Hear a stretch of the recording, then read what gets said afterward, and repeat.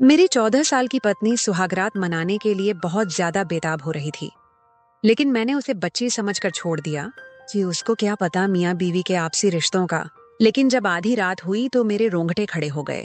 जिसे मैं 14 साल की बच्ची समझ रहा था, उसने तो अपने दोनों। आज मेरी शादी की पहली रात थी। बाकी लड़कों की तरह मेरे दिल में शादी को लेकर बहुत ज्यादा अरमान थे। मैं चाहता था कि मेरी पत्नी बहुत ही ज्यादा खूबसूरत और मेरी तरह ही जवान हो। लेकिन बदकिस्मती से मेरी पत्नी की उम्र महज 14 साल थी। मेरा दिल ही नहीं कर रहा था कि मैं अपनी दुल्हन के पास जाऊं। न जाने कितनी देर से मेरी इंतजार में बैठी थी। मेरी उम्र 25 साल थी और इस उम्र में हर लड़के की ख्वाहिश होती है कि उसकी जल्दी शादी हो जाए। मेरा अपना कोई घर नहीं था। मैं 3 साल से खाला के घर में रह रहा था। यहाँ पर वो और उनकी बेटी रहती थी, जो आज मेरी दुल्हन के रूप में मेरे कमरे में बैठी हुई थी। लेकिन मैं बाहर हॉल में बैठा था। खाला शायद सोने के लिए चली गई थीं और जो थोड़े बहुत मेहमान थे वो भी घर वापस चले गए थे। लेकिन मैं इसी परेशानी में था कि कमरे में जाऊं या ना जाऊं। मुझे समझ नहीं आ रहा था कि मैं उस 14 साल की लड़की के साथ मियाँ बीवी का रिश्ता कैसे निभाऊंगा, क्योंकि वो भी बहुत कम उम्र थी। मैंने बस अपनी खाला के कहने पर यह शादी की थी। हाँ, अगर सवेरा थोड़ी सी बड़ी होती तो फिर भी मैं शादी से खुश हो जाता, क्योंकि वो बहुत ही प्यारी लड़की थी और मुझे उससे शादी करने पर कोई एतराज न होता। लेकिन खाला ने मुझे इतना ब्लैकमेल किया कि मैं इनकार न कर सका। मैंने तो खाला से ये कह दिया कि मैं अभी सवेरा के साथ निकाह कर लेता हूँ, लेकिन रुखसती बाद में कर देना जब वो बड़ी हो जाएगी। तब तक मैं फैक्ट्री में चला जाता हूँ और वहाँ कुछ काम धंधा करूंगा, खुद सेटल भी हो जाऊंगा। उसके बाद आप रुखसती कर देना, मुझे कोई एतराज नहीं होगा। लेकिन खाला कहने लगी, नहीं, मैंने रुखसती भी आज ही करनी है। मुझे रुखसती वाली बात समझ नहीं आई। असल में तो हम एक ही घर में रहते थे। ऐसा नहीं था कि इस घर से दूसरे घर सवेरा को रुखसत होकर जाना था। रुखसती से पहले मेरा मतलब यही था कि जिस तरह से शौहर बीवी एक रिश्ते में बन जाते हैं, ये एक दूसरे के होते हैं। कुछ बात हम अभी नहीं करेंगे। खाला ने खामोशी और सादगी से सवेरा की मुझसे शादी करवा दी, वरना शादी को लेकर मैं काफी हद तक डरा हुआ था। मेरा फ्यूचर भी इस शादी की वजह से खराब हो सकता था। अगर किसी ने पुलिस में जाकर कह दिया कि मैंने एक कम उम्र लड़की से शादी की है, तो यकीनन मुझे कोई ना कोई सजा तो मिल ही जानी थी। यही सब सोचकर मैं उदास सोफे पर बैठा हुआ था, तो मेरी खाला के कमरे का दरवाजा खुला और वो बाहर आ गईं और मेरी तरफ हैरत से देखने लगी और मुझसे कहा, तुम अभी तक दुल्हन के पास नहीं गए हो? वो तुम्हारा इंतजार कर रही है। खाला के मुंह से ये बात सुनकर मुझे न जाने क्यों अजीब लगा था। अगर मेरी बीवी पूरे दिनों की होती तो मैं बड़ी खुशी से उसके पास जाता, लेकिन वो तो एक छोटी सी 14 साल की बच्ची थी। मैंने कहा कि मेरी तबीयत ठीक नहीं है, तो खाला ने कहा, कोई बहाना नहीं चलेगा, तुम्हें अपनी दुल्हन के पास जाना होगा। मैंने बड़े अरमान से अपनी बेटी की शादी तुमसे की है, अब तुम इस तरह से मेरी बेटी को धुतकार नहीं सकते। खाला की बात पर मैं हैरान हो गया। मुझे वहां से उठना पड़ा और सवेरा के पास जाना पड़ा। जैसे ही मैंने कमरे का दरवाजा खोला, सामने सवेरा पूरी दुल्हन के रूप में तैयार होकर सिर झुकाए बैठी थी। एक लम्हे के लिए तो मेरा दिल किया कि मैं पहले ही लम्हे उसे पा लूं और खूब प्यार करूं। लेकिन न जाने क्यों सवेरा को देखकर मुझे बहुत दुख हुआ था। वो छोटी सी बच्ची थी और खाला की जिद की वजह से हम दोनों इस बेजोड़ रिश्ते में बंध गए थे। मैंने फैसला कर लिया था कि मैं उसके साथ कुछ भी गलत नहीं करूंगा जब तक वो अच्छी तरह इस काम के काबिल नहीं हो जाती। मैं उसके करीब जाकर खड़ा हो गया, लेकिन उससे कोई बात नहीं की। वो सिर झुकाए बैठी थी। वो उस वक्त इतनी हसीन लग रही थी कि मैं उसका हुस्न लफ्जों में बयान नहीं कर सकता था। जिसकी उम्र 14 साल थी, लेकिन उसका मेकअप कुछ इस तरह से किया गया था कि वो अपनी उम्र से बड़ी लग रही थी। लेकिन मैं कैसे उस 14 साल के बच्चे से कोई रिश्ता बना सकता था? लेकिन मैं नहीं जानता था कि जिसे मैं 14 साल की बच्ची समझ रहा हूँ, वो मुकम्मल औरत निकलेगी। मैंने खामोशी से तकिया उठाया और सामने सोफे पर जाकर सोने लगा। सवेरा ने हैरत से मेरी तरफ देखा, फिर थोड़ी देर बाद बोली कि आप बेड पर सो जाइए, इधर सोने में आपको परेशानी होगी। उसकी बात सुनकर मैं हैरान रह गया था। मुझे लगा कि वो मेरे करीब आने से घबरा जाएगी, लेकिन मैंने तकिया वापस अपनी जगह पर रखा और आंखें बंद करके लेट गया। मेरी आंखें बंद थीं, लेकिन मेरा दिमाग जागा हुआ था। मैंने आंखें खोलकर उसकी तरफ देखा तो वो मुझे ही देख रही थी। फिर मैंने उसे कहा कि तुम ये बारीक कपड़े उतार कर जरा हल्के कपड़े पहन लो, मुझे नींद आ रही है, लेकिन पता नहीं क्यों मुझे लगा था कि वो मेरी बात सुनकर नाराज हो रही थी। हालांकि मेरी बात पर उसे खुश हो जाना चाहिए था। मेरे हिसाब से तो उसे पति और पत्नी के रिश्ते के बारे में जानकारी नहीं होगी, इतनी छोटी सी तो थी। थोड़ी देर बाद वो बाथरूम में चली गई। उसने अपने कपड़े बदल लिए और मेरे साथ लेट गया तो मैंने उठकर करवट बदल दी। लेकिन मुझे सोते वक्त पता नहीं क्यों महसूस हो रहा था कि वो बार बार मेरी तरफ आ रही है। मैं फिर से उसकी जगह पर आराम से उसे धकेल देता, लेकिन वो फिर से सरक कर मेरे करीब आ जाती, या उसको ज्यादा नींद में इधर उधर करवटें बदलने की आदत थी। लेकिन मैं तो जाग रहा था। सिर्फ मैं ही नहीं जाग रहा था, उसकी ये हरकत मेरे जज्बातों को भी जगा रही थी। एक बार तो वो मेरे इतने करीब हो गई कि मेरे दिल की धड़कनों में शोर मच गया था। मेरी सांसें तेज हो गई थीं। मेरे सामने एक लड़की थी, वो भी मेरी पत्नी थी, और मैं उस पर पूरा हक रखता था कि इतनी छोटी सी बच्ची के साथ मैं इस तरह का रिश्ता बनाऊं। लेकिन अगर मैं उसके साथ इस तरह की कोई भी हरकत करता तो क्या वो मुझे बर्दाश्त कर पाती? मैं ये सब सोच रहा था। इसलिए मैंने बेहतर यही समझा कि मैं उससे दूर रहूं। मैंने सवेरा को खुद से अलग किया और दूर होकर करवट बदल ली। तो मेरी आंख तो बहुत देर से खुली थी। मैंने देखा सवेरा अभी तक सो रही थी। मैं आराम से उठकर खड़ा हुआ और घर से बाहर निकल गया और सारा दिन बेचैन ही रहा। मैं नौकरी की तलाश में था कि मुझे जल्दी ही कोई नौकरी मिल जाए, लेकिन मुझे बहुत ही बेचैनी हो रही थी कि मैं कैसे सवेरा के साथ इतने साल एक कमरे में गुजार सकता हूँ। मैंने सोचा कि मैं सवेरा की माँ से बोलूंगा कि हमारा कमरा अलग अलग कर दें, जब तक वो इस काम के काबिल नहीं होती। सवेरा भी बड़े कद की लड़की थी और बेहद खूबसूरत थी। वो 14 साल की लड़की नहीं लगती थी। खूबसूरत इतनी थी कि पूरी जवान लगती थी, लेकिन मैं तो उसे हमेशा बच्चों की तरह ही समझता था। मैं ज्यादा सवेरा से बातचीत नहीं करता था। मैं 3 साल से इस घर में ऐसे रह रहा था जैसे मैं इस घर में ही ना हूँ। मैं सारा दिन घर से बाहर ही रहता था और सिर्फ खाने और सोने के लिए ही घर आता था। मेरी जिंदगी बहुत ही आराम से गुजर रही थी। एक दिन खाला ने मुझसे एक ऐसी जिद कर दी कि मैं ख्याल भी नहीं कर सकता था। खाला की तबीयत थोड़ी खराब हो गई तो उन्होंने मुझे बुलाया और कहा कि मेरी जिंदगी का कोई भरोसा नहीं है। मैं चाहती हूँ कि तुम मेरी बेटी से शादी कर लो। खाला की इस बात पर मैं हैरान हो गया था। सवेरा सिर्फ 14 साल की थी और मैं छोटी बच्ची से शादी कैसे कर सकता था? मेरी उम्र उस वक्त 25 साल थी। वो मुझसे पूरे 11 साल छोटी थी, लेकिन खाला काफी दिन तक मुझे जज्बाती तौर पर ब्लैकमेल करती रही। न करते हुए भी मुझे बुरा महसूस हो रहा था, क्योंकि मैं 3 साल से खाला के घर में रह रहा था। इसके अलावा मेरे पास मामू का घर था और वहां मुझे दिन रात बेइज्जत किया जाता था। मैं इसी कोशिश में लगा हुआ था कि कुछ न कुछ कारोबार शुरू कर लूं, और जब तक मेरे पास कारोबार शुरू करने के लिए अच्छा खासा पैसा नहीं आ जाता तो तब तक मैं खाला के घर पर ही रहूंगा। और जो मैं थोड़ी बहुत ऑनलाइन से कमा रहा था उनको मैं अपने पास से रखना चाहता था, ताकि ज्यादा पैसे जमा हो सकें तो मैं अपना कोई कारोबार शुरू कर सकूं और उसके बाद अपना कोई छोटा मोटा किराए का घर ले लूं, मतलब अपने रहने का इंतजाम कर लूं।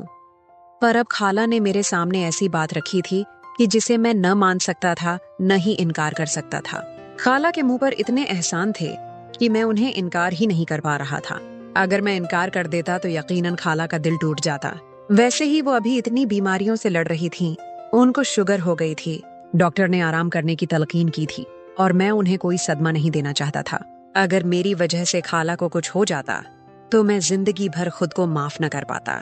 बहुत सोचने के बाद मैं उनकी बेटी से शादी करने के लिए मान गया, लेकिन मेरी शर्त ये थी कि रुखसती सवेरा के जवान होने के बाद दी जाए। लेकिन खाला की बात सुनकर तो मेरे सर पर आसमान गिर पड़ा कि उन्हें निकाह के फौरन बाद ही रुखसती करनी है। मैंने कहा, ऐसी भी कोई मुसीबत नहीं आई कि इतनी जल्दी रुखसती हो जाए। मैं कहीं भागा नहीं जा रहा। खाला ने कहा कि कुछ भरोसा नहीं है कि कल को तुम्हें कोई और लड़की पसंद आ जाए और तुम मेरी बेटी को छोड़ दो, दूसरी लड़की के पीछे लग जाओ, क्योंकि अब तुम भी जवान हो। कोई भी लड़की तुम्हें अपनी मोहब्बत के जाल में फंसा सकती है और फिर तो मेरी बेटी की जिंदगी बर्बाद हो जाएगी। तुम सोचोगे कि ये एक शादी ही तो है, तुम्हारे बीच कोई शौहर बीवी वाला रिश्ता नहीं है और न बच्चों के ढोल जो तुम्हें बांध कर रखेगी। इस रिश्ते को खत्म करना तुम्हारे लिए आसान होगा, इसलिए मैं चाहती हूँ कि सवेरा की और तुम्हारी रुखसती भी हो जाए और तुम दोनों शौहर बीवी की तरह रहो। खाला ने तो हर तरफ से मेरा रास्ता बंद कर दिया था। उनकी बात भी अपनी जगह सही थी कि सवेरा अभी छोटी थी और मुमकिन था कि मैं किसी की मोहब्बत में गिरफ्तार होकर किसी और से शादी कर सकता था। क्योंकि मुझे आजकल काम के सिलसिले में लड़कियों का सामना करना पड़ जाता था। ऑनलाइन भी मेरी काफी स्टूडेंट लड़कियां थीं, जिनसे मेरी अच्छी खासी दोस्ती थी। हो सकता था कि उनमें से कोई मुझे अच्छी लग जाए और मेरा इरादा बदल जाए। बहुत ज्यादा सोचने के बाद मैंने सवेरा से शादी की हामी भर ली थी और इस शादी के लिए मैं भी तैयार हो गया था, क्योंकि मेरे पास अभी फिलहाल रहने की कोई जगह नहीं थी। जितने पैसे मैं जमा कर चुका था वो घर लेने के लिए नहीं थे। सारी बातों को ध्यान में रखते हुए मैंने सवेरा से शादी करने में ही भलाई समझी और उसको अपनी किस्मत समझ लिया। सोचा कुछ साल इंतजार करता हूँ, वो बड़ी हो जाएगी, उसके बाद ही मैं उसके साथ कोई ताल्लुक कायम करूंगा, फिर जिंदगी अच्छी गुजर जाएगी। ये भी हो सकता है कि बड़ी होकर सवेरा का दिमाग बदल जाए और वो खुद ही शादी के लिए इनकार कर दे, क्योंकि मैं उससे 11 साल बड़ा था। अगर वो ऐसा करती तो मेरे लिए आसानी हो जाती और मेरा रास्ता साफ हो जाता। लेकिन सवेरा की हरकतें तो मुझे कुछ और ही बता रही थीं। वो इतनी भी छोटी नहीं थी जितनी छोटी मैं उसे समझ रहा था। मैंने महसूस किया था कि बहाने बहाने से वो मेरे करीब होने की कोशिश करती। फिर मुझे लगा कि शायद खाला ने ही सवेरा को ये समझाया होगा कि किसी तरह वो मुझसे शौहर बीवी वाला रिश्ता बना ले, ताकि जल्दी ही सवेरा उम्मीद से हो जाए और हम दोनों एक मजबूत रिश्ते में बंध जाएं। मुझे खाला की इस सोच पर अफसोस हो रहा था। उन्हें अपनी बेटी की सेहत की फिक्र नहीं थी, बस उसका फ्यूचर बनाना था। मैं कोई भागा तो नहीं जा रहा था, लेकिन कुछ वक्त बाद मेरा ये ख्याल गलत साबित हो गया। मैंने महसूस किया कि सवेरा तो खुद इस टाइप की लड़की थी। उसका दिमाग वक्त से पहले बड़ा हो गया था। वो हर वक्त मीडिया इस्तेमाल करती थी और शायद उसे इस रिश्ते के बारे में सब कुछ मालूम था और उसके अंदर अलग किस्म के जज्बात पैदा हो गए थे। और मैं उसका शौहर था, इसीलिए वो सोच रही थी कि जल्द से जल्द उसके करीब आ जाऊं। इस उम्र में लड़कियों के जज्बातों में बदलाव आ जाते हैं और उन्हें ये ख्वाहिश बहुत ज्यादा हो जाती है कि कोई लड़का उनके बहुत करीब हो जाए। कहते हैं इस उम्र में बच्चों को वालिदैन की तवज्जो की बहुत ज्यादा जरूरत होती है। अगर ऐसे में उनके ऊपर ध्यान न दिया जाए तो वो भटक जाती हैं, और सवेरा भी उसी उम्र से गुजर रही थी। शायद सवेरा को ये ख्वाहिश थी कि मैं उसके करीब जाऊं और एक रिश्ता कायम करूं, और इसीलिए वो बेधड़क मेरे सामने आ जाती थी। रात में हम एक बेड पर ही सोते थे तो वो मेरे करीब आ जाती थी। अच्छे से तैयार होकर मुझे अपनी तरफ खींचने की कोशिश करती थी, वो भी सिर्फ जमात में थी। मैं जब उसे स्कूल छोड़ने जाता तो वो मेरी बाइक पर मुझसे चिपक कर बैठने की कोशिश करती थी। मैं उससे कहता कि मुझसे हटकर बैठा करो, तो कुछ देर के लिए तो वो पीछे हो जाती, लेकिन फिर दोबारा से मेरे करीब हो जाती। मेरे दिल की धड़कनों में तूफान मच जाता था, लेकिन मैं खुद पर कंट्रोल करता था। मुझे उसकी हरकतों पर गुस्सा आने लगा था। कुछ दिनों से मैंने देखा कि सवेरा की हालत दिन ब दिन खराब होती जा रही थी। उसे इस बात की परेशानी थी कि मैं उसके करीब नहीं जा रहा, लेकिन उस दिन मेरी बर्दाश्त की हद खत्म हो गई जब उसने खुद ही मेरे बहुत ज्यादा करीब आने की कोशिश की। शायद उसको खुद पर कंट्रोल नहीं रहा था और वो मेरे सीने से लग गई। मेरे जिस्म में भी जैसे आग लग चुकी थी। लेकिन मुझे सवेरा की ये हरकत बिल्कुल पसंद नहीं आई थी। गुस्से से मेरा बुरा हाल था और इसी गुस्से में मैंने उसे झटक दिया था और वो रोने लगी। बोली, मैं आपकी पत्नी हूँ, आप मुझसे दूर क्यों रहते हैं? मैंने उसे कहा, अपनी उम्र देखो, क्या तुम इन कामों को बर्दाश्त कर लोगी? मेरा गुस्से के मारे बुरा हाल था। मैंने उसको बहुत ज्यादा डांट दिया था और घर छोड़कर चला गया। 2 दिन तक घर से बाहर रहा और अपना मोबाइल भी ऑफ कर दिया, और 2 दिन मैंने अपने दोस्त के घर पर रहा। मैं दिमागी तौर पर बहुत ज्यादा परेशान था। घर वापस आया तो खाला बहुत परेशान थी। उन्होंने कहा कि मुझे पता था तुम मेरी बेटी को छोड़कर चले जाओगे, यही डर था मुझे।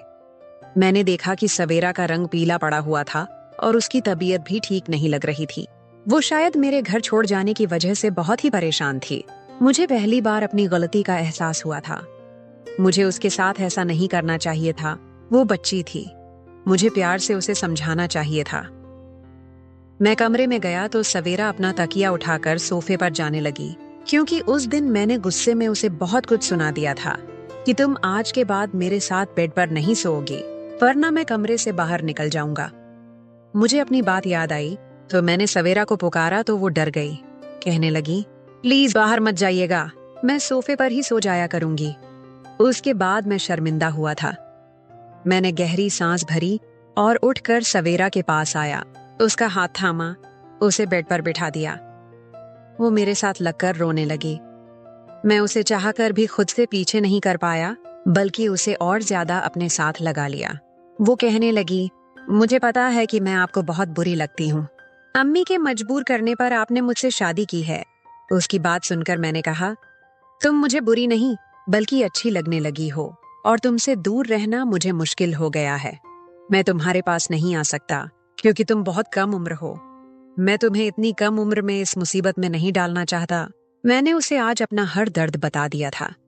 मुझे लगा ये सुनकर उसे सुकून हो जाएगा, लेकिन वो तो और भी ज्यादा परेशान हो गई थी। फिर इसी तरह कुछ दिन और गुजरे तो सवेरा का पेट फूलने लगा। उसका रंग भी पीला पड़ने लगा। खाला भी इन दिनों चुप चुप सी थी, काफी बीमार रहने लगी थी। मैंने खाला से कहा, सवेरा को डॉक्टर के पास ले जाए। तो खाला कहने लगी कि मैं उसे डॉक्टर के पास ले गई थी, उसे दवा दे रही हूँ, ठीक हो जाएगी। अचानक खाला की तबीयत बहुत ज्यादा बिगड़ गई। मैं फौरन उन्हें अस्पताल ले गया, लेकिन वो दम तोड़ चुकी थीं। ये सदमा सवेरा के लिए भी बहुत बड़ा था। उस वक्त मैंने ही उसे संभाला था, लेकिन अब मैंने महसूस किया कि उसका पेट बहुत ज्यादा बड़ा होने लगा। मैं उसे डॉक्टर के पास लेकर गया। डॉक्टर ने अल्ट्रासाउंड किया और जो कुछ मुझे बताया, मेरे होश उड़ गए। डॉक्टर कहने लगे, आपकी पत्नी 4 महीने से प्रेग्नेंट है। ये सुनकर तो मेरा दिमाग घूम कर रह गया था। मैं जिसे बच्ची समझकर उसके पास नहीं जाता था, वो कम उम्र में ही ये गुल खिला बैठी थी और अपना गुनाह छुपाने के लिए मुझसे शादी की थी। हालांकि जल्दबाजी अब मुझे समझ आई थी। सवेरा का मेरे करीब आना मुझे अब समझ आया था। मैं हैरान था, इतनी सी उम्र में सवेरा ये सब कैसे कर सकती थी। डॉक्टर कहने लगा, आपकी पत्नी बहुत कम उम्र है, इसका बहुत ख्याल रखें, वरना डिलीवरी में मुश्किल हो सकती है। मैं अब घर वापस आया तो सवेरा को कमरे में ले जाकर पटक दिया। मैंने कहा, मुझे नहीं पता था कि इतनी कम उम्र में तुम ये सब कुछ भी कर सकती हो। तुम्हें और खाला को मैं ही मिला था ये गुनाह छुपाने के लिए। वो रोने लगी, कहने लगी, मेरा कोई कसूर नहीं है। रिक्शे वाले ने जबरदस्ती मेरे साथ, ये कहकर वो रोने लगी, कहने लगी, अम्मी मुझे डॉक्टर के पास ले गई थी, लेकिन डॉक्टर ने अबॉर्शन से मना कर दिया कि मैं अभी बहुत कम उम्र हूँ और तकलीफ नहीं सह सकती। मैं ये सुनकर सर पकड़कर बैठ गया था। सवेरा कहने लगी, मुझे तलाक मत दीजिएगा, दूसरी शादी कर लें, लेकिन मुझे अकेला मत छोड़िएगा, मेरी कोई गलती नहीं है। वो मेरे कदमों में बैठी हुई थी, लेकिन मैं उसकी तरफ देख भी नहीं रहा था। उसने और उसकी माँ ने मुझे जो धोखा दिया था, वो मुझसे बर्दाश्त नहीं हो रहा था। मैंने उसे धक्का देकर कमरे से बाहर निकल आया। मैं कई दिन तक घर नहीं गया था, लेकिन अब एक बार अपनी आंखों से देख लेना चाहता था कि सवेरा ठीक है या नहीं। लेकिन घर आकर जो मैंने देखा, मेरी आंखें फटी की फटी रह गई थीं। क्या वाकई ही वो सवेरा थी? वो ऐसे सोफे पर पड़ी हुई थी जैसे किसी ने पीला रंग लगा दिया हो। हाथ पांव सूखी लकड़ी की तरह हो गए थे। मैं तड़प कर उसके पास पहुंचा था। उसने आंखें खोलकर मुश्किल से मुझे देखा था। मुझे देखकर शायद उसे यकीन नहीं आया था। उसने मुझे छूकर महसूस किया। मैंने कहा, सवेरा, और फिर उसकी आंखों से आंसू बहने लगे। तो वो रोने लगी और बोली, तुम्हारे जाने के बाद मैं बहुत तकलीफ में थी। पता नहीं खुदा ने मुझे अभी तक जिंदा क्यों रखा है, वरना शायद मैं तो उसी दिन मर जाती जब मैंने मरे हुए बच्चे को जन्म दिया था। वो तकलीफ याद करती हूँ तो अभी भी सहम जाती हूँ। उस वक्त मुझे तसल्ली देने वाला कोई भी नहीं था। मेरा दिल उसकी हालत पर खून के आंसू रो रहा था। उसकी हालत का जिम्मेदार सिर्फ और सिर्फ मैं ही था। वो कहने लगी, तुम्हारे जाने के बाद मेरा कोई नहीं था। पापा की जो पेंशन आती थी उसी से मैं अपना खर्चा चला रही थी, लेकिन जिंदगी जीने की कोई उम्मीद नहीं बची थी। बस मर जाने की दुआएं मांगा करती थी। मैं तुम्हें इस बात का कसूरवार नहीं ठहराती, क्योंकि तुम्हारे साथ भी धोखा ही हुआ था, लेकिन इसमें मेरी भी कोई गलती नहीं थी। उस दिन बहुत दुख हुआ था। काश मैं उसका सहारा बन जाता, तो शायद आज वो इतनी दुखी न होती। मैं आप सबसे पूछता हूँ, इंतहाई छोटी उम्र में लड़की की शादी कर देना क्या ये ठीक है? कमेंट बॉक्स में अपनी कीमती राय का इजहार जरूर कीजिएगा। तो दोस्तों, कैसी लगी आपको आज की हमारी ये कहानी? उम्मीद है कि आपको आज की हमारी ये कहानी जरूर पसंद आई होगी। अगर आपको कहानी पसंद आई हो तो इसे लाइक जरूर करें और अपने दोस्तों के साथ शेयर भी जरूर करें। और अगर आप हमारे चैनल पर नए हैं तो हमारे चैनल को सब्सक्राइब कर दें। मिलते हैं किसी और नई कहानी के साथ। मेरा नाम जिया है।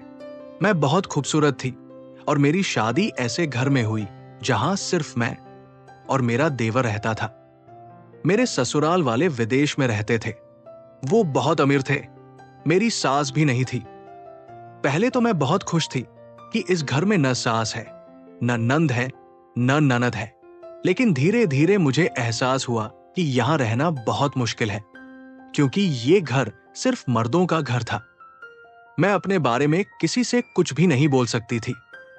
मेरे पति भी बहुत गंभीर थे। मेरे माता पिता ने भी मुझसे शादी की और इस देश को छोड़ दिया, क्योंकि वो मेरी शादी करवाने यहां आए थे। हम पहले कतर में रहते थे। मेरे माता पिता मुझे पाकिस्तान लाना चाहते थे ताकि मैं अपने वतन के करीब रह सकूं। मैंने ऐसा किया, लेकिन मैं बहुत चिंतित थी। इस चिंता की वजह से मेरे अभी तक कोई बच्चा नहीं हुआ। डॉक्टर कहते थे कि तुम्हें एनीमिया है, तुम दुखी हो, अपना माहौल बदलो, अपनी जीवन शैली बदलो, कहीं बाहर जाओ और कुछ ऐसा करो जिससे तुम्हें खुशी मिले। लेकिन मेरे पति ऐसे काम करते थे कि वो इस घर में एक दिन की छुट्टी भी नहीं ले पाते थे। मेरे बहनोई ने मुझसे बात की थी। कभी कभी मेरे बहनोई और मैं किसी को खाने के लिए और हम एक साथ पिज्जा खा जाते हैं। जीवन इस तरह से चल रहा था। 10 साल हो गए हैं, लेकिन मेरे घर पर अभी भी कोई बच्चा नहीं है। मैं बांध होने के कारण प्रसिद्ध हो रही थी, लेकिन डॉक्टर ने कहा कि आपको कोई खास परेशानी नहीं है, आपके बच्चे हो सकते हैं। डॉक्टर ने मुझे आज ही अपने पति से अपने वातावरण में बदलाव के बारे में बात करने को कहा। आपको शांतिपूर्ण स्थान पर ले जाऊंगा। लेकिन जब मैंने अपने पति को इस बारे में बताया तो उन्होंने मुझे कुछ नई खबर दी। उसने कहा कि मुझे काम के लिए दूसरे शहर जाना है और मैं वहीं रहूंगी, शायद 9 या 10 महीने के लिए। जब उसने बात खत्म की तो उसके बाद मैं क्या कह सकता था, क्योंकि मेरे पति का निर्णय अंतिम था। वो एक बार कुछ कहता और फिर वही होता। वो कहता, ठीक है, मैं तुम्हारा सामान पैक कर देता हूं। मेरे पति शहर से बाहर गए हुए हैं और अब मैं घर में अकेली रह रही हूं। लेकिन उन दिनों मेरे देवर ने मुझे कुछ ऐसा बताया जिससे मैं हैरान रह गई। जाते समय मेरे पति ने मुझसे कहा कि मैंने दुकानदार को घर का नंबर दे दिया है, अगर तुम्हें कुछ चाहिए तो फोन कर देना, वो तुम्हारे घर पहुंचा देगा। मैंने कहा, क्या जरूरत है सामान मंगवाने की, हम्माद लाकर दे देगा। मेरे पति ने कहा, तुमने उससे कुछ नहीं मंगवाया और नहीं उससे बात की। तुम्हें अपने काम से मतलब रखना चाहिए। तुम्हें अपने काम से मतलब रखना चाहिए। उसके लिए खाना बनाने की जरूरत नहीं है, वो बाहर से खा लेगा। मैंने कहा, क्या हुआ? वो मुझसे कहने लगी कि मैं तुम्हारा पति हूं, तुम्हें मेरी बात माननी होगी। मैंने पूछा कि क्या कुछ हुआ? उसने कहा, ऐसा कुछ नहीं हुआ, मैंने तो बस तुमसे कहा था कि उससे दूर रहो। मेरी एक मौसी उमराह पर गई हुई है, जब वो वापस आएगी तो वो भी तुम्हारे साथ रहने आएगी। मैं जाऊंगी, तुम्हारा ख्याल रखूंगी, तुम्हारे दिल की चिंता नहीं करूंगी। अजीब बात थी कि मेरे पति ने जाने से पहले अपने जीजा से मुलाकात भी नहीं की। शायद भाइयों में कुछ नाराजगी थी, लेकिन ऐसा पहले कभी नहीं हुआ था, क्योंकि मेरे जीजा मुझसे छोटे थे और मेरे पति को हमेशा इसका एहसास होता था। मुझे लगता था कि कोई छोटी मोटी बात उठेगी और दोनों भाई मिलकर उसे सुलझा लेंगे, पर मैं अपने पति की बात पर बिल्कुल भी यकीन नहीं करने वाली थी कि मैं अपने जीजा से बात नहीं करूंगी। मुझे उनसे बात करनी थी, साथ में गेम खेलना था और साथ में रहना था। जब मेरे पति चले गए तो एक दिन मेरा जीजा मेरे पास लूडो लेकर आया और बोला, तेरे भाई के वापस आते ही तू गर्भवती हो जाएगी। वैसे तो मैं अपने जीजा से इस तरह बात नहीं करती थी, पर मेरा ये भाई अलग किस्म का था। हम एक दूसरे से दोस्तों की तरह बात करते थे। उसने कहा, बहुत दिन हो गए भाई, तुझे पता ही नहीं कि वो तेरा इलाज नहीं करवा रहे हैं, तुझे बच्चा करवाने के लिए कहीं लेकर भी नहीं जा रहे हैं, पर मैं इस घर में एक बच्चा देखना चाहता हूं ताकि तेरे चेहरे की उदासी खत्म हो जाए। इसीलिए मैं ये बच्चा लेकर आया हूं। तुझे 7 दिन तक यही खाना पड़ेगा। उसके बाद जब मेरा भाई आएगा तो तुझे भी खुशखबरी मिलेगी। मैंने अपने जीजा का शुक्रिया अदा किया और उसे ये भी कहा कि तू वाकई बहुत अच्छा इंसान है जो इतना सोचा अल्लाह तुझे एक प्यारे से बच्चे का चाचा बनाए। उसने वो लाडो खा ली और इस तरह 7 दिन तक वो रोज वो लाडो खाती रही, ये सोचकर कि सब ठीक हो जाएगा। मेरे जीजा भी मुझे रोज कहानियां सुनाते कि फला ने भी ये लाडो खाई थी। जहां से मैं इसे लाया हूं वहां ये बहुत मशहूर है। लोग उनके पास जाते हैं और अपनी समस्याओं का समाधान करवाते हैं। आपकी समस्या का भी समाधान हो जाएगा। मैंने खास पूजा भी करवाई है, लेकिन मेरे जीजा ने मुझे ये भी कहा कि आप अपने पति को इस बारे में बिल्कुल भी ना बताएं, क्योंकि वो ऐसी चीजों पर विश्वास नहीं करते और अगर उन्हें पता चल गया कि मैंने आपको ये लाडो दी है तो वो मुझे मार देंगे। मैंने कहा कोई झगड़ा हो रहा है क्या? वो बोले नहीं, कोई झगड़ा नहीं है। वो मुझे वही भेजना चाहते थे जहां वो गए हैं, पर मैं जाना नहीं चाहती थी, इसलिए वो मुझ पर गुस्सा हो गए। मैंने उनसे कहा इतनी सी बात थी। वो ऐसे गुस्सा हो रहे थे जैसे तुम्हारे साथ जीना मरना सब खत्म हो गया हो। वो बोले हाँ वो ऐसे ही है, तुरंत गुस्सा हो जाते हैं। पर इन दिनों मैंने अपने देवर में एक और बात नोटिस की थी जो पहले कभी नहीं की थी। वो ये कि अब वो रात को देर से घर आते थे। मैं भी अकेली होती थी, तो मैंने उनसे कहा जल्दी आ जाओ, मेरा दिल घबरा रहा है। वो बोले भाभी मैं जल्दी आने की कोशिश करता हूं, पर मेरा एक ही काम है, सुबह तुम्हारे लिए लड्डू लाना। ये पूरी रात किया जाता है और मुझे इसे करने के लिए वही बैठना पड़ता है। 7 दिनों तक मैंने वो लड्डू खाए और अपने पति को बहाने से बुलाया और कहा कि आज मुझे आपसे कुछ जरूरी काम है। मेरा मन भी नहीं है, मैं अकेली हूं। मेरे पति ने कहा ठीक है, तो मैं आपको अपने साथ ले चलता हूं, क्योंकि मुझे यहां बहुत काम करना है। मैंने कहा हाँ आइए, मुझे आपकी जरूरत है। लेकिन जब मेरे पति आए तो मुझे ये देखकर आश्चर्य हुआ कि उन्होंने मेरे जीजा को नमस्ते भी नहीं किया। वे उनके पास से ऐसे गुजरे जैसे वे बैठे ही न हो। मेरे जीजा भी हैरान थे, क्योंकि इससे पहले वे कह रहे थे कि जब वे आएंगे तो मुझे जरूर माफ कर देंगे और सब ठीक हो जाएगा। लेकिन मेरे पति ने ऐसा नहीं किया। मेरे पति मुझे अपने साथ शहर ले गए और मैं वहीं रहने लगी। मैं यहां रहते हुए केवल 1 महीने ही हुआ था जब मुझे पता चला कि मैं होप से हूं। यह खबर मेरे लिए एक मरते हुए व्यक्ति को जीवन मिलने के समान थी। शादी के 10 साल बाद ऐसी खबर मिलना कोई छोटी बात नहीं थी। मैं बहुत खुश हो गया। मैंने अपने पति को लड्डुओं के बारे में नहीं बताया, लेकिन वो अपने जीजा को इस बारे में जरूर बताना चाहती थी। मैंने कहा कि जब तक बच्चा पैदा नहीं हो जाता हम इसी शहर में रहेंगे। मेरे पति भी बहुत खुश थे। जब मैंने अपने जीजा को फोन करने के लिए नंबर मिलाया तो नंबर बंद था। मैंने घर के नंबर पर फोन किया और नौकर ने नंबर उठाया और बताया कि छोटा आदमी घर पर नहीं है और उसका फोन खो गया है। मैं अपने जीजा को इस बारे में नहीं बता सका, लेकिन मैंने उसके लिए एक संदेश छोड़ा कि वो इसे कभी ना कभी तो देखेंगे। मेरे पति ने पूछा कि मैं किसे संदेश भेज रही हूं, तो मैंने कहा जो बच्चा आने वाला है उसके चाचा को। उन्होंने कहा मुझे चाचा कहने की कोई जरूरत नहीं है, उसका हमसे कोई संबंध नहीं है। मैंने कहा क्या मतलब है तुम्हारा? कोई रिश्ता नहीं है, तुम ऐसा क्यों कह रहे हो? मेरे पति ने बताया कि उन्हें व्यापार में भारी घाटा हुआ है, इसीलिए मैंने सारे रिश्ते खत्म कर दिए हैं। उसे उसका हिस्सा दे दिया गया है और अब वो अपने हिस्से पर जीवन यापन करेगा। हमारा उससे कोई संबंध नहीं रहेगा। चाहे वो इसे काला बनाए या सफेद, हमें इसकी परवाह नहीं है। मैंने कहा कि आपके माता पिता ने मरने से पहले आपको इसकी जिम्मेदारी सौंपी थी और आपने उसे अपने हाल पर छोड़ दिया, तो मेरे पति ने कहा कि वो धोखेबाज और चोर है और मैं ऐसे व्यक्ति के साथ कोई रिश्ता नहीं रखना चाहती। मैंने अपने पति से कहा कि वो गलत कर रहे हैं, लेकिन मेरे पति ने कहा कि तुम्हें मेरे मामलों में बोलना चाहिए। तुम एक पत्नी हो, तुम्हारा काम घर चलाना है और अल्लाह ने तुम्हें बच्चे दिए हैं। अब तुम अपने बच्चों में अपना दिल लगाओ। मैं घर और बाहर के मामलों का ध्यान रखूंगा। वो मेरा भाई था, तुम्हारा भाई नहीं। अगर वो तुम्हारा भाई होता तो तुम बोल सकती थी। मैंने कहा कि मेरे लिए वो भाई जैसा था। मैं अपने पति से क्या कहती कि हमारे जीवन की सबसे बड़ी खुशी उन्हीं की वजह से है, लेकिन मेरे देवर ने मुझे ये सब बताने से मना किया था।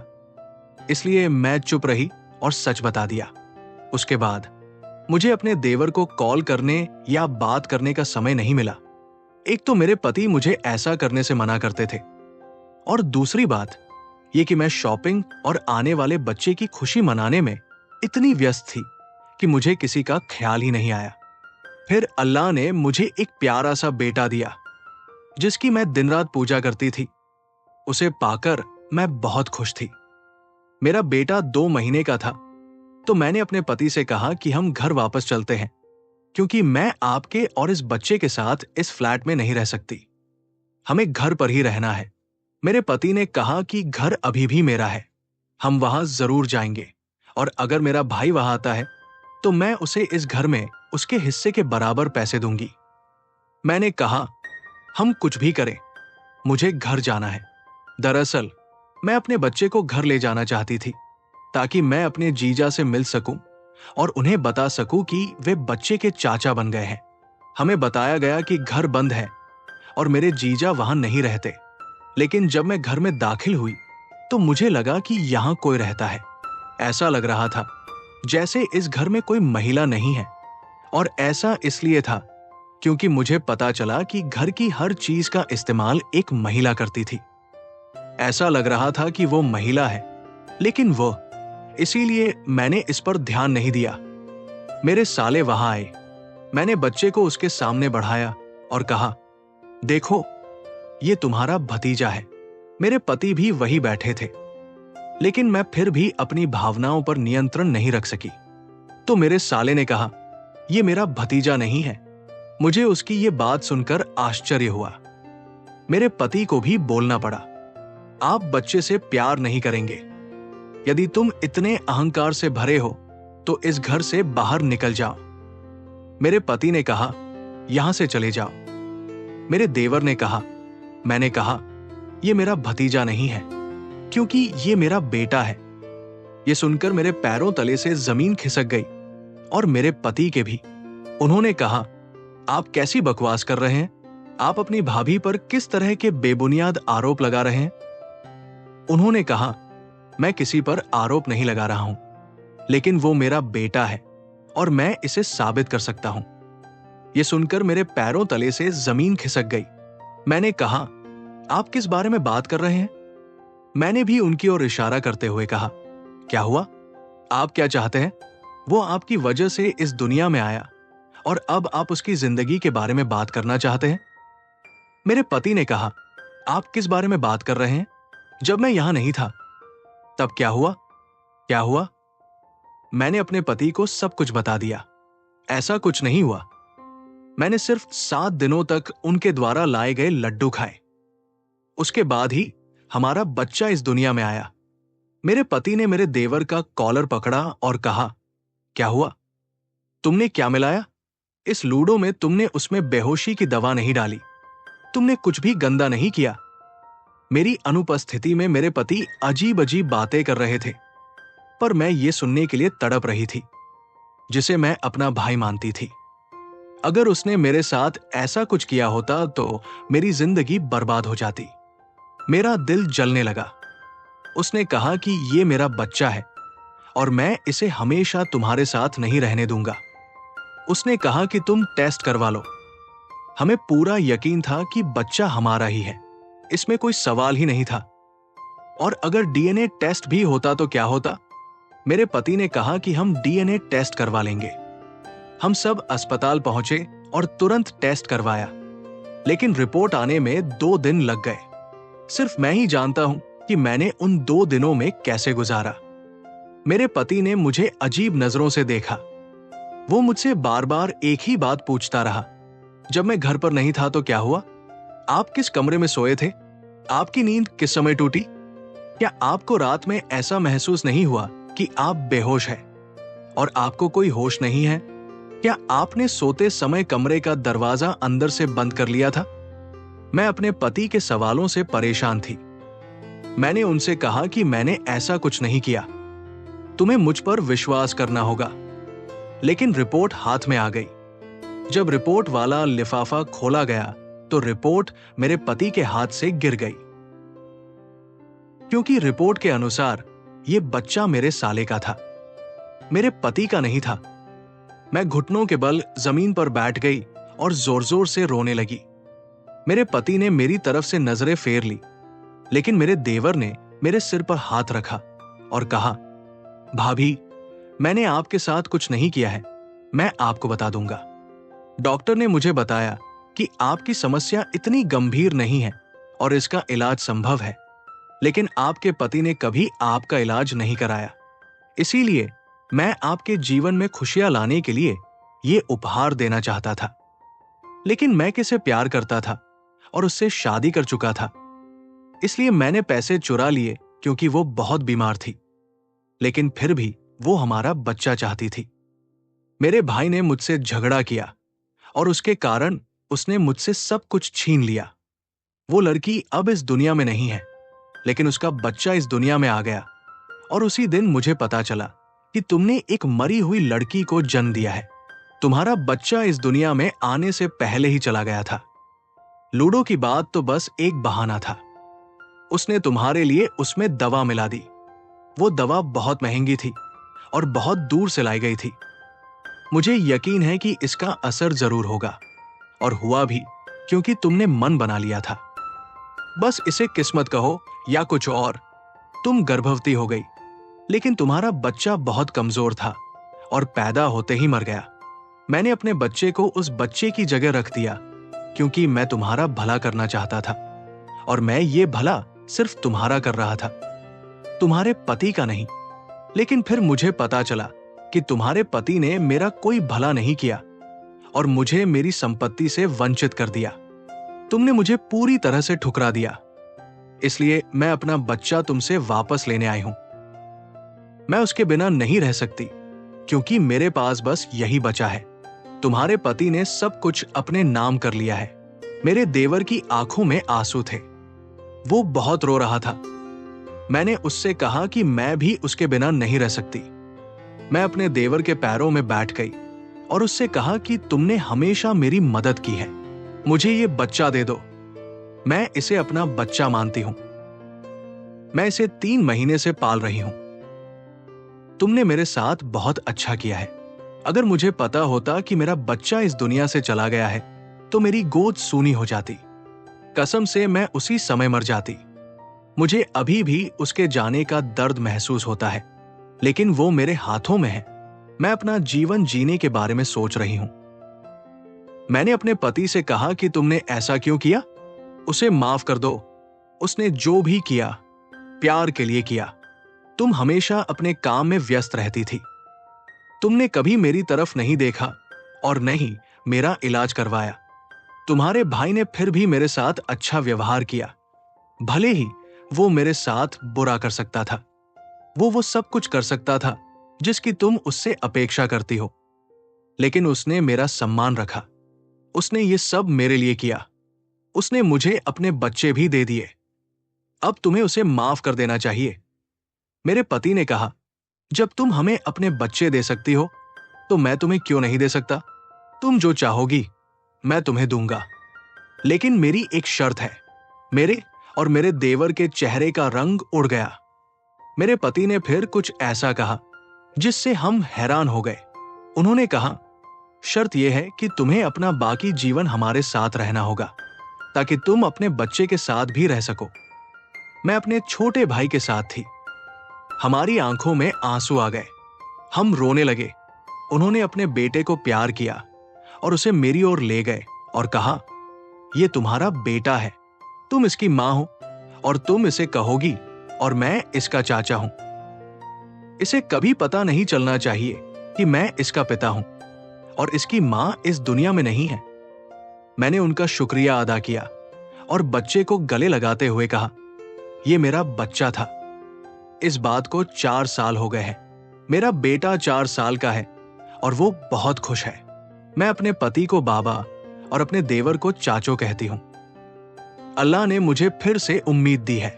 मैं बहुत खुश हूं और हमारे जीवन में एक बहुत बड़ी खुशखबरी आई है कि हम आज शाम को अपने देवर से मिलने जा रहे हैं। उन्होंने कहा है कि वो किसी भी लड़की से शादी करने के लिए तैयार है। मैं चाहती हूं कि वो अपना घर बनाए और अपनी जिंदगी शुरू करे। हम एक ही घर में रहते हैं और संपत्ति हम सबकी है। मुझे उम्मीद है कि आपको मेरी कहानी पसंद आई होगी। अगर आपको कहानी पसंद आई हो तो इसे लाइक करें और अगर आपने अभी तक मेरे चैनल को सब्सक्राइब नहीं किया है तो चैनल को सब्सक्राइब करें। अगली बार मिलते हैं किसी और कहानी के साथ। अपना ख्याल रखना। जय हिंद दोस्तों।